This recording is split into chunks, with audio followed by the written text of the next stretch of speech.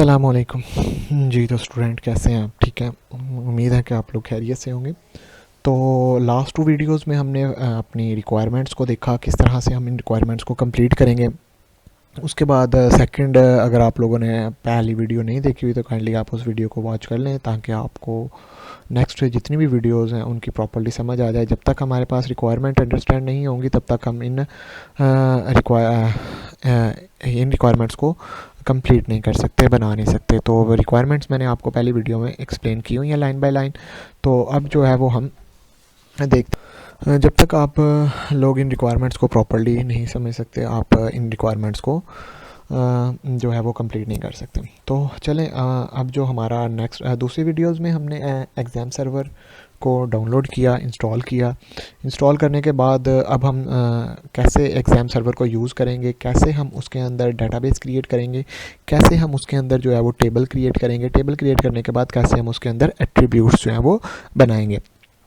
तो चलिए चलते हैं। जैसे ही आप लोगों का एग्ज़ाम सर्वर जो है वो इंस्टॉल हो जाएगा, तो यहाँ पे आप लोग जो है वो सर्च करेंगे एग्ज़ाम, XAMPP। ठीक है, ये देखें यहाँ पे आपके पास एक जो है वो आइकॉन आएगा एग्ज़ाम कंट्रोल पैनल का। आपने इसको जो है वो ओपन करना है। ओपन करने के बाद आपके सामने एक विंडो जो है वो आएगी, कुछ इस तरह की आपके सामने जो है वो विंडो होगी। ये बेसिकली एग्ज़ाम का कंट्रोल पैनल है। यहाँ पे जो है आपके पास डिफरेंट ऑप्शंस आ रही हैं। अपाची है, MySQL है, फाइलज़िला है, मरकरी है एंड टॉमकैट है। तो जब भी हमने PHP और SQL को एग्जीक्यूट करवाना होता है, ये बेसिकली हमारे पास सर्वर है, तो सर्वर की फ़ाइल्स को एग्जीक्यूट करने के लिए हमें इन दोनों ऑप्शंस को, अपाची को स्टार्ट करना होता है, और यहाँ पे जो दूसरा ऑप्शन है वो हमारा कौन सा होता है, MySQL का। ये दोनों ऑप्शंस जो हैं ये आपने स्टार्ट कर देने हैं। स्टार्ट करने के बाद एक चीज़ आपको, मेन चीज़ जो है, इंपॉर्टेंट चीज़ आपको बता देता हूँ कि जैसे ही आपके ये दोनों जो हैं वो स्टार्ट हो गए हैं, आपने कोशिश करनी है कि ये जो विंडो है इसको आप क्लोज़ कर दें। क्यों? क्योंकि अगर इसकी किसी भी फ़ाइल में, क्योंकि इसमें प्रॉपर कोड हुआ है, ठीक है, तो अगर हम इसकी किसी भी फ़ाइल को जो है वो एडिट कर देंगे, मतलब इसमें कोई भी चेंजिंग्स कर देंगे, तो हमारी ये जो अपाची MySQL है ये प्रॉपर्ली ऑन नहीं होंगी। ठीक है, इसमें कोई एरर आ जाएगा तो ये हम इसको हम जो है वो यूज़ नहीं कर सकते, इसमें कोई भी फ़ाइल जो है वो एग्जीक्यूट नहीं होगी। ठीक है, तो आप लोगों ने कोशिश करनी है, जैसे ही आप लोगों के दोनों पॉइंट स्टार्ट हो गए हैं, ठीक है, तो आपने इसको क्लोज़ कर देना है। जैसे ही आप इसको क्लोज़ कर देंगे तो अब हम इसकी डेटाबेस में चलेंगे। आपने यहाँ पे आ जाना है गूगल पे आके आपने डेटाबेस कैसे ओपन करनी है, आपने लिखना है लोकल होस्ट, ठीक है, local host / PHP my admin। ठीक है, PHP my admin ये इसका पाथ है। यहाँ पे जो है वो आपने local host PHP my admin URL में लिखना है और आपने एंटर प्रेस कर देना है। एंटर प्रेस करेंगे तो ये आपको डेटाबेस में ले जाएगा। डेटाबेस में जब आप लोग आ जाएंगे, PHP my admin ये आपको नज़र आ रहा है, ये हमारा सर्वर है 127.0.0.1। तो ये हमारा जो है वो बेसिकली हमारा एड्रेस है, IP एड्रेस है यहाँ पे।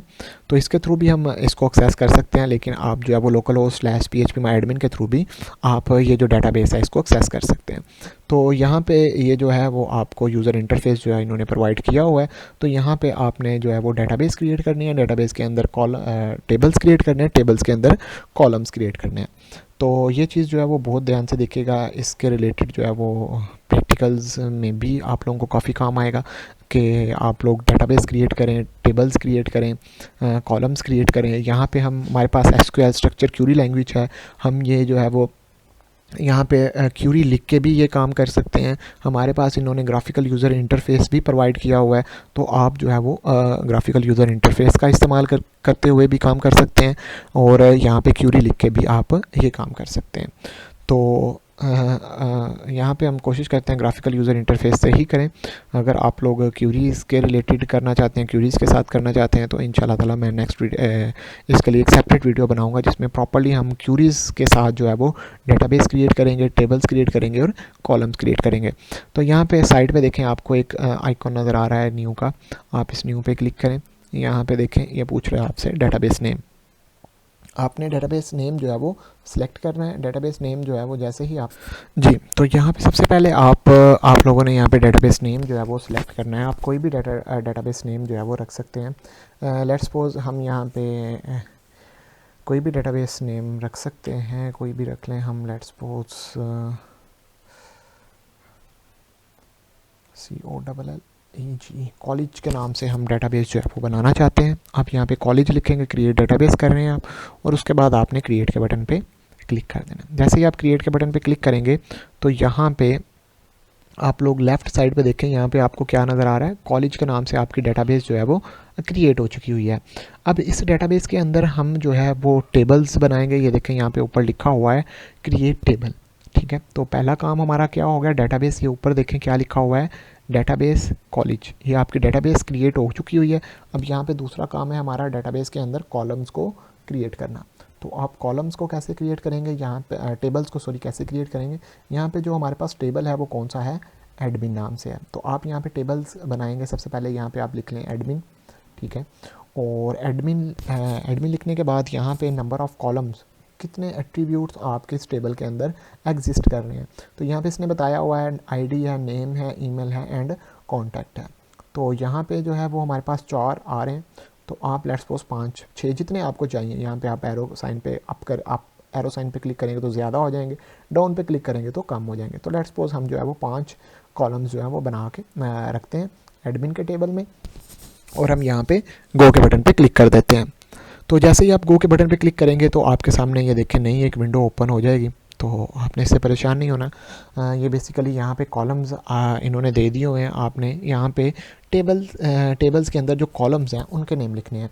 तो सबसे पहले जो हमारे पास कॉलम नेम है वो हमारी आईडी होती है, आईडी रख लें, या फिर एडमिन आईडी रख लें, कुछ भी आप रख सकते हैं। यहाँ पे आप एडमिन आईडी रख लें, ठीक है, एडमिन आईडी रख लें, या फिर आप कुछ भी रख सकते हैं। यहाँ पे जो आईडी होती है हमारे पास इंटीजर की फॉर्म में होती है। तो यहाँ पे हमारे पास डिफरेंट इसने डाटा टाइप्स बताई हुई हैं। तो यहाँ पे देखें, अगर मैं आपको दिखाऊँ रिक्वायरमेंट्स में, तो यहाँ पे देखें डाटा टाइप से मुराद है इंटीजर, ठीक है। आप यहाँ पे इसकी डाटा टाइप जो है वो इंटीजर रखेंगे। इंट का मतलब इंटीजर ही है। तो इसकी लेंथ जो है वो आप यहाँ पे स्पेसिफाई कर दें 12, ठीक है, लेंथ ऑफ वैल्यूज़, ठीक है। अगर आप इंटीजर रखते हैं तो इंटीजर में अगर आप वैल्यूज़ नहीं भी देते तो डजेंट मैटर, ये चल जाएगा। उसके बाद यहाँ पे हमारे पास एक चीज़ और होती है, जब हम अपने टेबल में कोई भी आईडी बना रहे होते हैं तो उसको ऑटो इंक्रीमेंट लाजमी कर। नीचे स्क्रॉल बार आपको नज़र आ रहा है, इसमें आप थोड़ा सा इसको स्क्रॉल करेंगे तो यहाँ पे आपको एक आइकन एक हेडिंग नज़र आएगी AA_I। इसका मतलब है ऑटो इंक्रीमेंट। आपने इस चेक बॉक्स को क्लिक कर देना। जैसे ही आप इस चेक बॉक्स को क्लिक करेंगे तो यहाँ पे आपकी जो ये आईडी है ये क्या हो जाएगी, ये देखें यहाँ पे आ गया। इंडेक्स आपका क्या बन गया, प्राइमरी की बन गया, और इंडेक्स चॉइस आपकी प्राइमरी की है। ये सारा कुछ जो है ये इसने आपकी आईडी को प्राइमरी की भी जनरेट कर दिया। और ऑटो इंक्रीमेंट से मुराद ये है कि जैसे ही पहले नंबर पे जो रिकॉर्ड आएगा वो पहले नंबर पे एग्जिस्ट कर रहा होगा, जैसे ही दूसरे नंबर पे रिकॉर्ड आएगा तो वो पहले नंबर पे एग्जिस्ट नहीं करेगा, वो ऑटोमेटिकली दूसरे नंबर पे आ जाएगा। ऐसे ही तीसरे का तीसरे पे, चौथे का चौथे पे, मतलब एक ही नंबर पे सारे रिकॉर्ड्स नहीं आएंगे, डिफरेंट नंबर्स पे हमारे पास क्या हो रहे होंगे, वो रिकॉर्ड्स जो है वो आ रहे होंगे। उसके बाद दूसरा जो हमारे पास कॉलम है वो हमारे पास नेम का है, ठीक है। उसके बाद तीसरा जो कॉलम है हमारे पास लेट्स सपोज ईमेल का है। उसके बाद चौथा कॉलम जो है वो हमारे पास क्या है, पासवर्ड का है। उसके बाद पांचवा कॉलम जो है वो हमारे पास लेट्स सपोज कॉन्टैक्ट का है। कुछ भी आप कॉलम्स के नेम आप रख सकते हैं। उसके बाद नेम जो है वो हमारे पास वारचार में होता है। वारचार का मतलब होता है कि यहाँ पे हमने करैक्टर्स में, स्ट्रिंग में हमारे पास जो भी चीज़ आएगी वो हम इसको वारचार में रखेंगे। एक चीज़ याद रखनी है, जब भी आप यहाँ पे डाटा टाइप जो है आपने कॉलम की वारचार सेट करेंगे तो यहाँ पे आपने उसकी लेंथ जो है वो लाजमी स्पेसिफाई करनी है कि इस स्ट्रिंग की, इस वारचार की, इस नेम की कितनी लेंथ होगी। तो ये आप 0 से लेके 255 तक रख सकते हैं, 256 नहीं रखेंगे, ठीक है। यहाँ पे आपने लेंथ बतानी होती है, मतलब आप यहाँ पे 256 नहीं लिख सकते, ठीक है। यहाँ पे इसकी जो लेंथ होगी वो 255 से नीचे नीचे होगी, मतलब आप 200 रखना चाहते हो तो ओके है। इसके बाद आप यहाँ पे दोबारा एक जो इसकी टाइप है वो वारचार सेलेक्ट कर लें और इसकी जो लेंथ है वो 255 रख लें। इसी तरह पासवर्ड है आपके पास, वो भी आपके पास वारचार में ही आएगा और इसकी लेंथ जो है वो भी आप क्या कर लें जी, 255 में रख लें। उसके बाद हमारे पास जो कॉन्टैक्ट है ये भी हम वारचार में ही रखते हैं, क्योंकि हमारा जो इंटीजर होता है वो अगर उसमें थोड़ा सा डाटा ज़्यादा आप दे रहे हो तो वो क्या करेगा, आपके डाटा को स्किप कर देगा। तो कोशिश करें कि आईडी के अलावा जितनी भी जो है वो मेन चीज़ें हैं, नेम, ईमेल, पासवर्ड, कॉन्टैक्ट, उनको वारचार में ही वारचार में ही रखें आप। तो यहाँ पे आप इसका कॉन्टैक्ट का जो है वो 150 मतलब 255 से जो है वो आपका नीचे ही होना चाहिए, और किसी भी चीज़